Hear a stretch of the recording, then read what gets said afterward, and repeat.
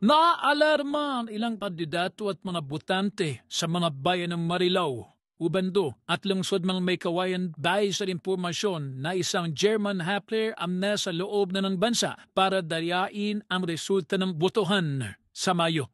Ayon sa impormasyon, ang German Happler na may pangalang Warren ay nakabase na ngayon sa isang industrial area sa isang bayan sa Bulacan at nandoon na din ang kanyang mga equipments na dadamitin para sa election hacking. Isang maimpluwensya na nakaupo kandidato sa Bulacan ang sinasabing may pakana ng pagguha ng serbisyo na nasabi German Hacker. Asyapakat ang ilang alkalde na papaboran din ng pandaraya.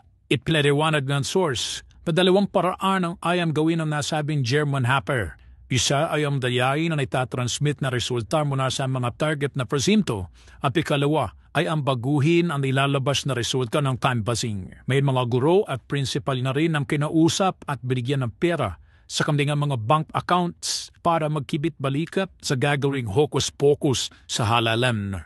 Dahil dito ay nanawadan sa OMELEC ang ilang mga kandidato at botante sa mga nabanggit na bayan na agad na imbestigan ang nakababalang impormasyon na ito dahil hindi nila maatim na manalo sa pandaraya at maging alkalde sa may kalayan ang isang walang alam kundi ang magsasayaw at isang magiging kongresista na basagulero.